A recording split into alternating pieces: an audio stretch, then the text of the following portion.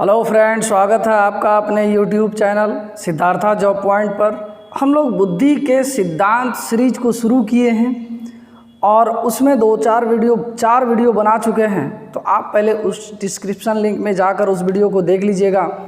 आज का जो महत्वपूर्ण टॉपिक है, जो बार बार सीटेट में पूछे जाते हैं, वो सिद्धांत है गार्डनर का सिद्धांत। इसके पहले हम लोग देखे थे गिलफोर्ड का सिद्धांत भी देखे थे, आईक्यू कैसे निकालें ये भी देखे थे।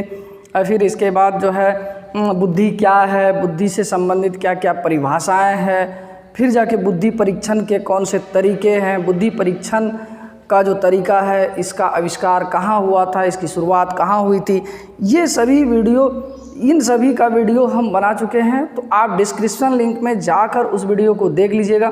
तो आज का सिद्धांत शुरू करते हैं, हार्वर्ड गार्डनर का सिद्धांत। ये बहुत इंपॉर्टेंट सिद्धांत है, बार बार ये एग्जाम में पूछता है, पिछले सीटेट में भी पूछता है। तो वीडियो के अंत में इसके क्वेश्चन भी देखेंगे हम लोग। हार्वर्ड गार्डनर का जो सिद्धांत था, ये सिद्धांत बहुबुद्धि का सिद्धांत कहा जाता है। इस सिद्धांत को बहुबुद्धि का सिद्धांत कहा जाता है, बहुबुद्धि का सिद्धांत। अब ये बहुबुद्धि का सिद्धांत क्या हुआ कि जिसमें तरह तरह की बुद्धि हो, कई तरह के बुद्धि हो, उसको कहते हैं हम लोग बहुबुद्धि का सिद्धांत। एक खंड के सिद्धांत के तहत बीने ने कहा था कि बुद्धि का एक ही खंड होता है, एक ही तत्व होता है, एक ही कारक होता है। तो इसके काउंटर में कई मनोवैज्ञानिकों ने सिद्धांत देना शुरू किया। फिर द्विखंड का सिद्धांत आ गया जो स्पीयरमैन ने दिया था। फिर त्रिखंड का स्पीयरमैन का ही सिद्धांत था, जो दो खंड, उसको लगा कि एक खंड और होता है। फिर जो इसके अलावा समूह कारक का सिद्धांत था, वो समूह कारक का भी सिद्धांत का वीडियो बना चुके हैं, उसको देख लीजिएगा। तो बहुबुद्धि का सिद्धांत, बहुबुद्धि का सिद्धांत हार्वर्ड गार्डनर ने दिया था। ये उसने अपना सिद्धांत जो है 1983 ईस्वी में एक नया सिद्धांत दिया था, 1983 ईस्वी में। और इसने जो बताए, इसने बुद्धि के 9 प्रकार बताए, बुद्धि के 9 प्रकार बताए। चलिए एक क्वेश्चन पूछते हैं, पिछले वीडियो में बनाए हैं। थर्स्टन ने बुद्धि के कितने प्रकार बताए? थर्स्टन का जो बुद्धि सिद्धांत था, उसने कितने प्रकार के बुद्धि बताए? तो थर्स्टन देखिएगा, तो हार्वर्ड गार्डनर ने 9 प्रकार की बुद्धि का जिक्र किया। उस 9 बुद्धि को हम लोग देख लेते हैं, कौन कौन सी बुद्धि है, और इसके सिद्धांत का कुछ बातें, 2-3 बातें निचोड़ भी निकालेंगे, तब ये पूरा सिद्धांत का कंक्लूजन हम लोग को समझ में आएगा। 9 प्रकार की बुद्धि जो बताए हैं, उसमें से पहला है भाषाई बुद्धि। अब कोई बालक या कोई व्यक्ति जो भाषा जान रहा है, वो उसकी बुद्धि है। अब जैसे शिशु बड़ा होता है समाज में या परिवार में, तो परिवार के भाषाओं को वो ग्रहण कर लेता है, धीरे धीरे सीख लेता है, और जैसे वो भाषा सीखते हैं तो वो उसकी भाषाई बुद्धि कहलाती है। स्थानिक बुद्धि, स्थानिक बुद्धि में क्या है कि स्थान संबंधी ज्ञान होना, किसी विशेष स्थान का ज्ञान हो जाना, इस बुद्धि को कहते हैं स्थानिक बुद्धि। जैसे किसी देश, नक्शे पर बात करें तो किसी देश का लोकेशन कहाँ है, हमारे ही देश में राज्यों का लोकेशन क्या है, फिर किसी भी पर्वत, पहाड़, पठार के लोकेशन कहाँ हैं, तो ऐसे बुद्धि को कहते हैं हम लोग स्थानिक बुद्धि। संगीतात्मक बुद्धि, संगीतात्मक बुद्धि से तात्पर्य है क्या कि संगीत के क्षेत्रों में उसकी बुद्धि का हासिल हो जाना।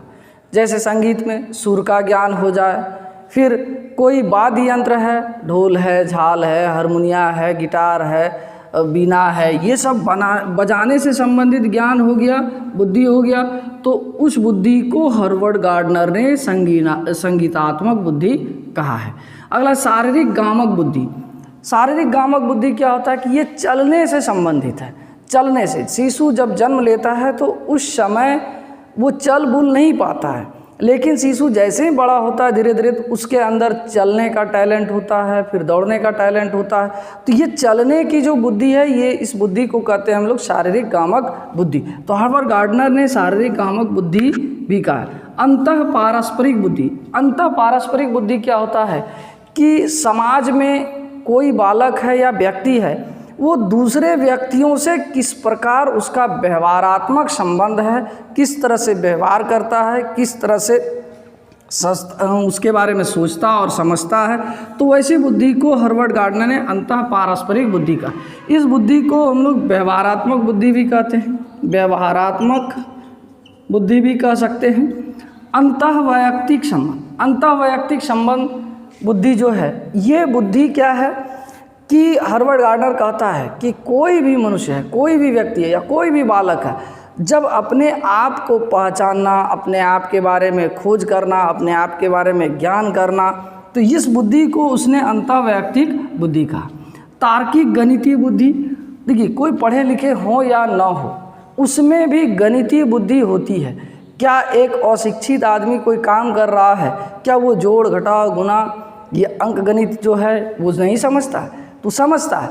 उसके कारण क्या है? तार्किक गणितीय बुद्धि। हम एक चीज़ नोटिस किए हैं कि जो मूर्ख लोग भी हैं, अशिक्षित लोग भी होते हैं, जो पढ़े लिखे नहीं होते हैं, जब मोबाइल लॉन्च हुआ, पहले छोटा छोटा मोबाइल आता था, तो उसमें धीरे धीरे लोगों से वो नंबर लगवाता था कि 9 क्या है, 8 क्या है, 7 क्या है, इस तरह वो लगवाता था। लेकिन धीरे धीरे उस चीज़ को वो सीख गया, समझ गया, और समझने के बाद क्या हुआ कि ऑटोमेटिक अपने लगाने लगा और कई चीज़ फिर मोबाइल के फंक्शन को जानने लगा। तो पढ़े लिखे हों या ना हो, अज्ञान भी हों, फिर भी उसके अंदर तार्किक गणितीय बुद्धि पाई जाती है। नैसर्गिक बुद्धि, नैसर्गिक बुद्धि को हम लोग प्राकृतिक बुद्धि भी कहा गया। इसको हार्वर्ड गार्डनर ने नैसर्गिक बुद्धि को प्राकृतिक बुद्धि भी कहा है। नैसर्गिक बुद्धि क्या हुआ कि जो प्रकृति के तौर तरीकों, नियमों को समझे जाने, उसको हार्वर्ड गार्डनर ने नैसर्गिक बुद्धि कहा। और हर व्यक्ति में ये बुद्धि भी पाई जाती है।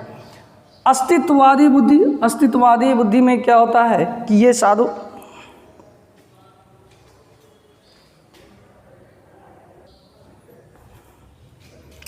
अस्तित्ववादी बुद्धि में क्या होता है कि इसमें लोग प्रकृति के रहस्यों को समझने का प्रयास करते हैं। जैसे साधु संत क्या करते हैं कि जीवन क्या है, मृत्यु क्या है, मोक्ष क्या है, तो इन सभी रहस्यों को, प्राकृतिक रहस्यों को जानने समझने से संबंधित यदि बुद्धि है तो हार्वर्ड गार्डनर ने उस बुद्धि को अस्तित्ववादी बुद्धि कहा।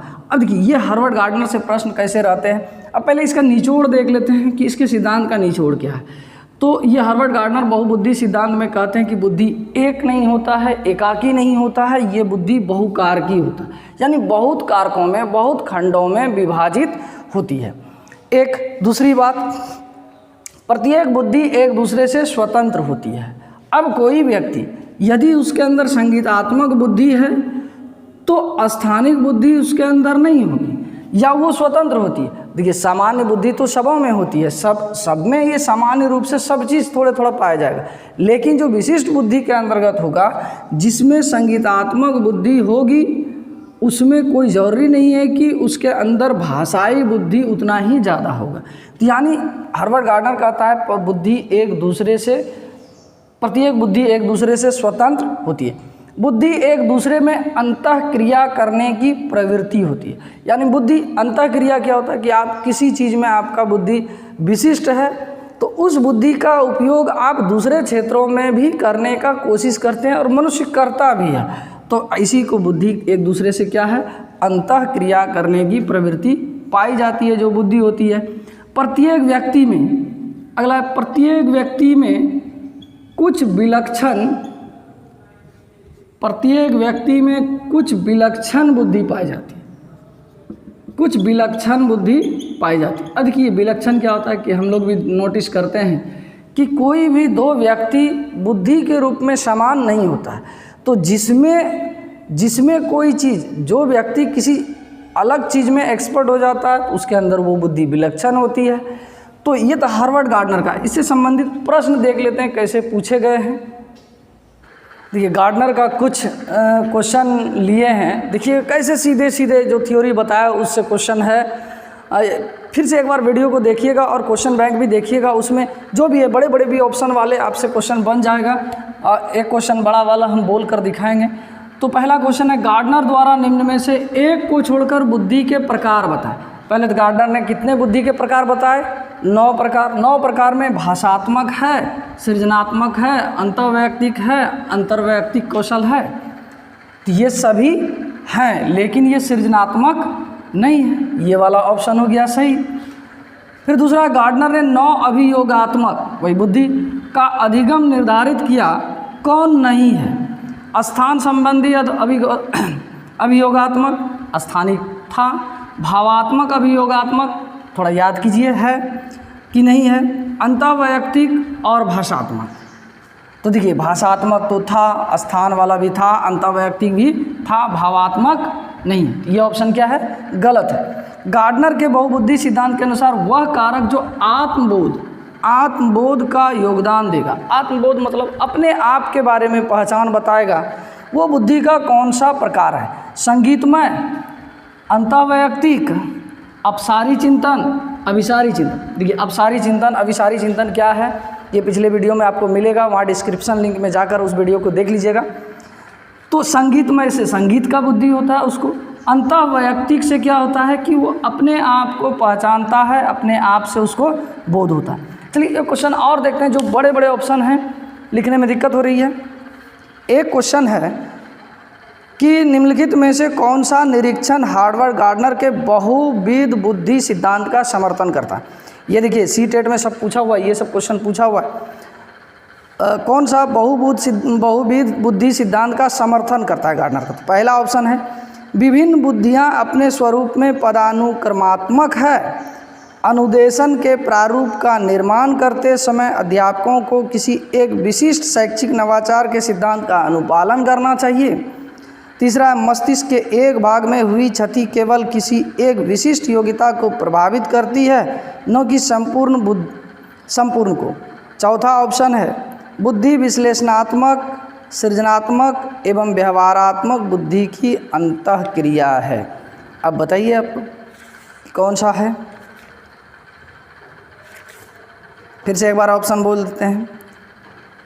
तो चलिए क्वेश्चन बैंक को देखिएगा, ये सीधे सीधे बनेगा आपका। ऑप्शन नंबर 2 में है अनुदेशन के प्रारूप का निर्माण करते समय अध्यापकों को किसी एक विशिष्ट शैक्षिक नवाचार के सिद्धांत का अनुपालन करना चाहिए। तो अब ये था आपका गार्डनर का सिद्धांत। अगला सिद्धांत और है त्रिपाचीय सिद्धांत। त्रिपाचीय सिद्धांत किसने दिया था? एक क्वेश्चन बताइए, यहीं से आपका सीधे सीधे क्वेश्चन पूछ देता है, त्रिपाचीय सिद्धांत का सिद्धांत किसने दिया था? तो ये था आज का वीडियो पसंद आया हो तो लाइक करें, कमेंट करें और दोस्तों के साथ शेयर भी करें। वीडियो देखने के लिए बहुत बहुत धन्यवाद। मिलते हैं अगले वीडियो में। जय हिंद।